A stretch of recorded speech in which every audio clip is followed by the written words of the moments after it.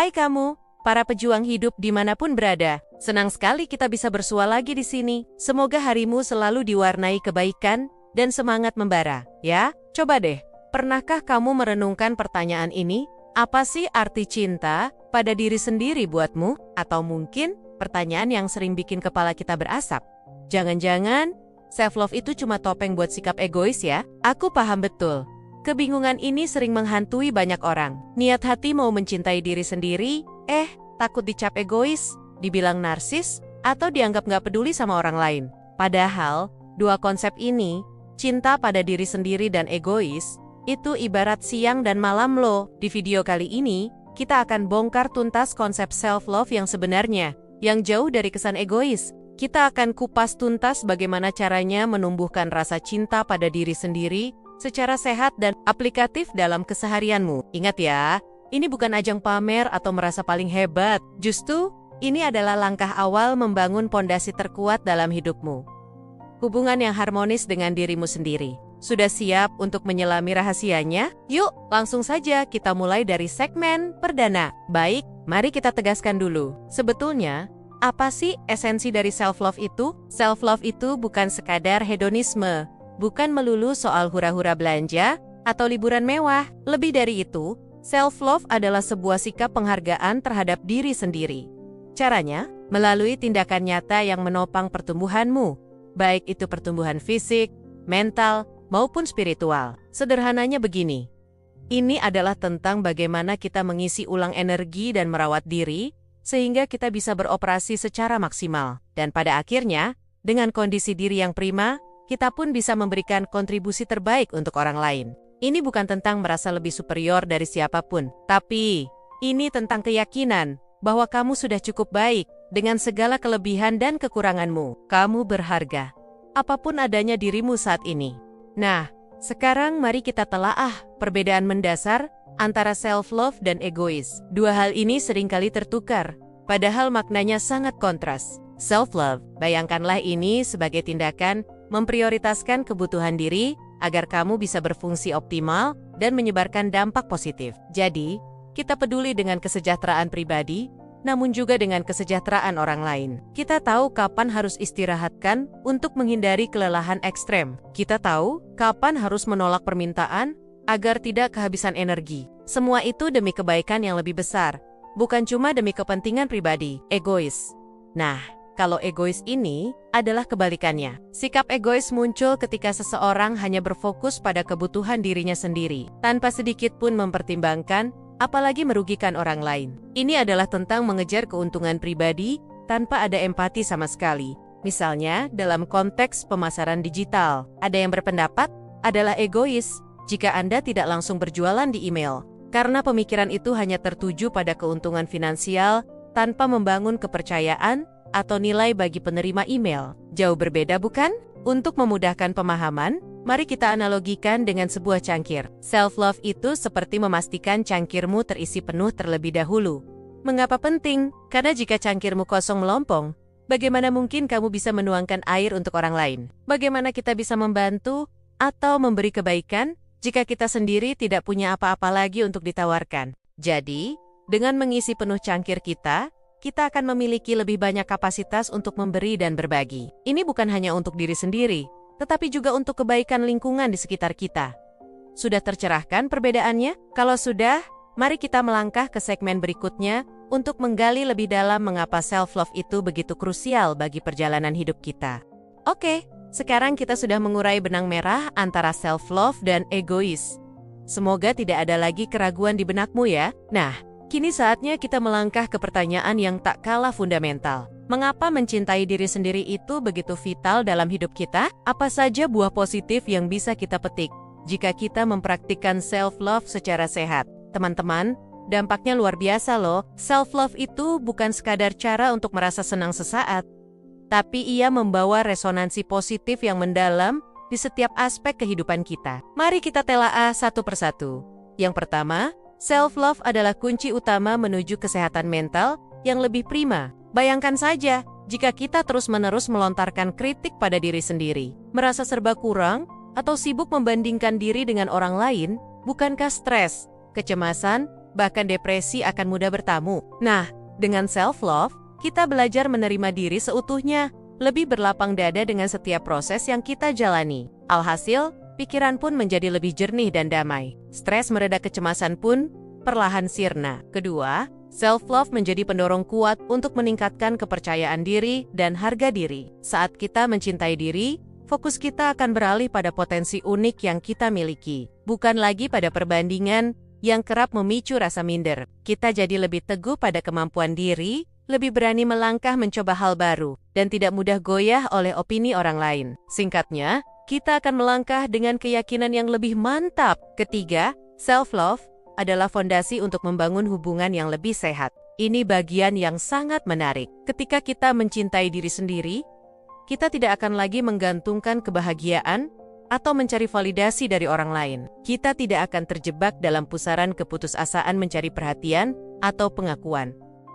Apa hasilnya? Kita cenderung menarik hubungan yang konstruktif, yang saling mendukung, dan terbebas dari drama yang tidak perlu, karena kita sudah merasa utuh dari dalam. Kita pun jadi lebih cakap dalam menetapkan batasan dan tidak mudah dimanfaatkan. Keempat, self-love berpotensi meningkatkan produktivitas kita secara signifikan. Bagaimana bisa? Ketika kita rutin mempraktikkan self-love, kita akan lebih peduli pada kondisi diri. Misalnya, memastikan tidur dan istirahat yang cukup, mengonsumsi makanan bernutrisi, atau rutin berolahraga. Dengan kondisi fisik dan mental yang optimal, pikiran kita akan lebih tajam, fokus menjadi lebih terarah, dan kreativitas pun akan mengalir tanpa hambatan. Otomatis, kinerja dan hasil dari setiap aktivitas kita akan menjadi lebih maksimal. Dan yang terakhir, ini poin yang sangat esensial. Self-love memberdayakan kita untuk memberi lebih banyak. Ingat analogi cangkir tadi? Jika cangkir kita berlimpah dengan kebaikan, kedamaian, dan energi positif, kita akan mampu membantu orang lain dengan ketulusan dan tanpa beban. Bahkan, jika kita berbicara dalam konteks finansial, seperti yang pernah diungkapkan, kalau kita kaya, bukankah kita lebih mudah membantu sesama? Mari bergerak bersama untuk bangsa. Prinsip ini berlaku universal. Ketika kita memiliki kelimpahan dalam diri, kita akan lebih mampu berbagi kelimpahan itu. Jadi, self-love itu bukan egois, melainkan bekal utama agar kita bisa bertransformasi menjadi pribadi yang lebih bermanfaat bagi orang banyak. Luar biasa bukan? Deretan manfaatnya, self-love itu adalah investasi terbaik yang bisa kamu berikan untuk dirimu sendiri, dan pada akhirnya, juga untuk orang-orang tercinta di sekitarmu. Nah, sekarang pasti kamu sudah tidak sabar lagi kan? Untuk menyelami bagaimana cara mempraktikkan self-love tanpa terjerumus pada egoisme, langsung saja kita meluncur ke segmen yang paling kamu tunggu-tunggu. Panduan praktisnya. Oke teman-teman, kita akhirnya tiba di sesi yang paling dinanti. Bagaimana caranya mengamalkan self-love tanpa justru tergelincir menjadi pribadi yang egois? Sudah tidak sabar bukan? Tanpa basa-basi lagi, ini dia langkah-langkah konkret yang bisa langsung kamu terapkan mulai dari sekarang. 1. Kenali dan rangkul dirimu apa adanya. Langkah pertama, dan ini adalah pondasi utama, adalah mengenal serta menerima dirimu seutuhnya. Jujurlah pada dirimu sendiri, pahami apa saja kekuatanmu, hal-hal yang membuatmu istimewa. Namun, jangan luput pula untuk mengakui kelemahanmu. Ingat, kesempurnaan itu fana bagi manusia. Kita semua adalah paduan sisi terang dan sisi yang butuh diasah. Kunci di sini terletak pada praktik self-compassion. Perlakukan dirimu dengan kebaikan dan pengertian yang sama, layaknya kamu memperlakukan sahabat terbaikmu. Jika temanmu sedang terpuruk atau melakukan kesalahan, tentu kamu akan menghibur dan menenangkan dengan kata-kata penuh empati, bukan? Nah, terapkan perlakuan yang sama pada dirimu. Hentikan kebiasaan menghujat atau mencela diri sendiri. Mari kita ubah narasi negatif yang sering bergema di kepalamu. Jika biasanya kamu bergumam, "Aduh, aku kok begini sih? Aku payah sekali." Mulai sekarang, gantikan dengan afirmasi positif. Bisikan pada dirimu, "Aku cukup baik apa adanya. Aku berharga dan memiliki potensi yang tak tertandingi." Ulangi terus, hingga kalimat itu meresap dan benar-benar kamu rasakan. Kedua, batasi paparan hal-hal yang menurunkan semangat, termasuk media sosial. Di era digital yang serba terbuka ini, kita sangat rentan terpapar hal-hal negatif yang bisa mengikis rasa cinta pada diri. Mulai dari komentar pedas, berita yang menyesakkan, hingga perbandingan hidup di media sosial yang seringkali membuat kita merasa kurang. Maka dari itu, poin kedua adalah batasi paparan hal-hal negatif, khususnya di media sosial. Coba deh, seleksi ulang lini masamu. Unfollow atau bisukan akun yang memicu rasa minder, iri, atau perasaan tidak cukup. Pusatkan perhatianmu pada perjalanan dan perkembangan pribadimu. Jangan melulu terpaku pada garis akhir atau pencapaian orang lain yang seringkali hanya berupa cuplikan indah saja. Hindari juga terjebak dalam pusaran gosip atau drama yang hanya menguras energi dan pikiranmu. 3. Tegakkan batasan diri. Poin ini krusial untuk membedakan antara self-love dan egoisme. Self-love yang sehat itu tahu persis kapan harus mengucapkan tidak. Jadi, langkah ketiga adalah tetapkan batasan atau boundaries yang jelas. Belajarlah untuk menolak tanpa rasa bersalah. Lindungi waktu dan energimu dengan baik. Kamu tidak punya kewajiban untuk selalu mengiyakan setiap permintaan.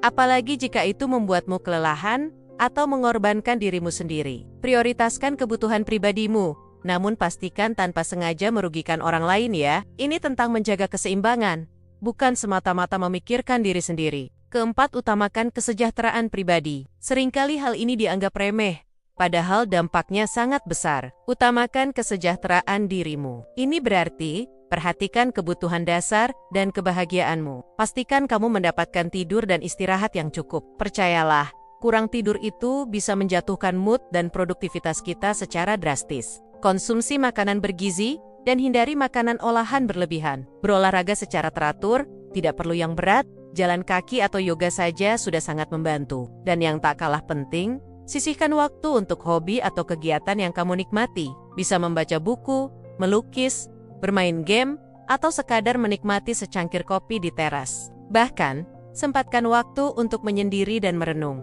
Kesendirian bisa menjadi katalisator bagi produktivitas dan pemulihan energi lo. 5. Kembangkan sikap bersyukur. Langkah kelima adalah mengembangkan sikap bersyukur. Ini adalah strategi yang sangat ampuh untuk menggeser fokusmu dari apa yang kurang menjadi apa yang sudah kamu miliki. Coba deh, mulai rutin menulis jurnal syukur. Setiap hari, tuliskan minimal 3 hal yang kamu syukuri. Bisa berupa hal besar, bisa juga hal-hal sederhana seperti cuaca cerah, senyuman dari orang asing, atau hidangan yang lezat. Fokus pada berkat yang kamu miliki, bukan pada apa yang orang lain punya, atau apa yang belum kamu dapatkan. Ini akan sangat efektif untuk mengurangi perasaan hampa, iri hati, dan menumbuhkan kebahagiaan dari dalam.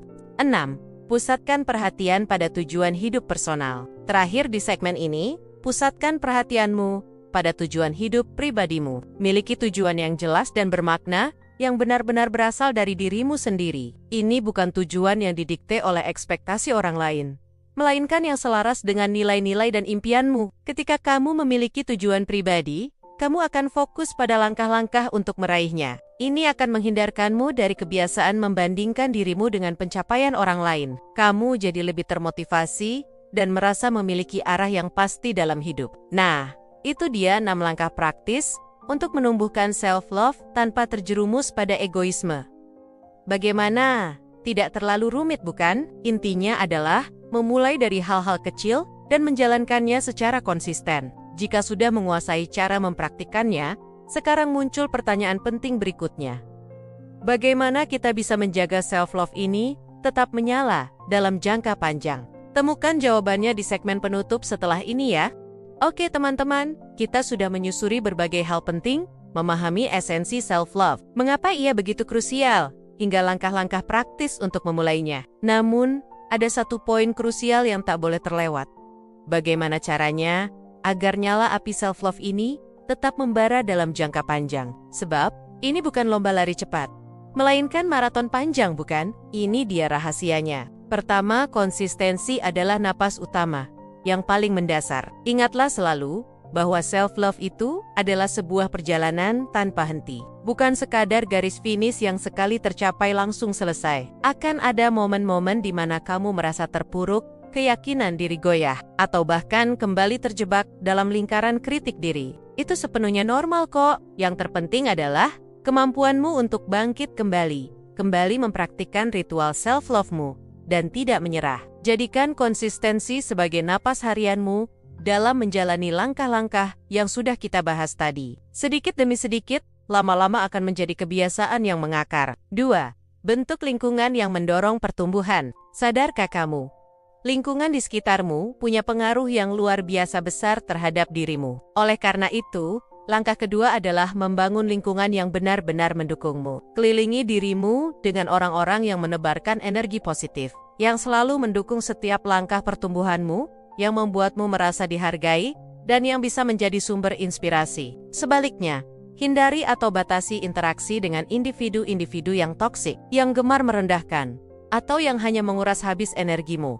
3. Rayakan keunikan dalam dirimu. Di tengah pusaran dunia yang serba membandingkan ini, kita seringkali luput bahwa diri kita adalah anugerah yang unik. Kamu adalah satu-satunya di dunia ini, dengan segala bakat, pengalaman, dan cara pandang yang tak tertandingi. Jadi, manfaatkan kesempatan ini untuk merayakan setiap keunikan dalam dirimu. Jangan pernah berusaha menjadi salinan orang lain. Pusatkan saja energimu untuk menjadi versi terbaik dari dirimu sendiri. Ingat, rumput tetangga mungkin terlihat lebih hijau, tapi kita tidak pernah tahu apakah itu rumput asli atau hanya ilusi, bukan? Fokuslah merawat rumput di halamanmu sendiri hingga hijau dan rimbun. 4. Biasakan diri dengan mindfulness dan kesadaran penuh. Terakhir, di segmen ini, biasakan dirimu untuk mempraktikkan mindfulness dan kesadaran penuh. Ini berarti hadir sepenuhnya di setiap momen saat ini. Ketika gelombang perasaan negatif menyapu, entah itu kecemasan, rasa tidak aman, atau amarah pada diri sendiri, jangan langsung menghakimi. Amati saja perasaan itu, kenali keberadaannya, lalu alihkan fokusmu pada hal-hal yang lebih konstruktif. Misalnya, tarik napas dalam-dalam, rasakan setiap sensasi tubuhmu, atau arahkan perhatianmu pada hal-hal yang membangkitkan rasa syukur. Praktik ini akan sangat membantumu agar tidak terlarut dalam pusaran pikiran negatif. Nah, teman-teman, kita akhirnya mencapai ujung perjalanan kita dalam video ini. Semoga setiap pembahasan yang kita ulas hari ini tentang bagaimana meningkatkan self-love tanpa terjebak egois dapat memberikan pencerahan dan inspirasi baru bagimu. Ingatlah selalu, self-love itu jauh dari kata egois atau narsis. Ini adalah tentang merawat dirimu, mengisi kembali cangkir kehidupanmu, sehingga kamu memiliki kapasitas untuk memberikan yang terbaik, baik untuk dirimu sendiri maupun untuk orang-orang di sekitarmu. Ini adalah fondasi kuat untuk membangun kehidupan yang lebih bahagia, lebih sehat, dan tentu saja lebih bermakna. Kamu itu berharga, perjalananmu adalah sebuah kisah yang unik, dan kamu memiliki potensi luar biasa untuk bersinar. Jangan pernah ragu untuk memberikan cinta terbaik pada dirimu sendiri. Mulailah dengan langkah-langkah kecil, jalani dengan konsisten, dan nikmati setiap proses transformasinya. Jika kamu merasa video ini bermanfaat, jangan ragu untuk menekan tombol like, bagikan ke teman-temanmu, dan tentu saja, subscribe channel ini agar tidak ketinggalan konten-konten menarik selanjutnya. Dan aku penasaran banget nih, pengalaman self-love apa yang paling berkesan bagimu? Atau mungkin kamu punya tips lain yang ingin dibagi? Yuk, tulis di kolom komentar di bawah ya. Sampai jumpa lagi di video berikutnya teman-teman. Bye!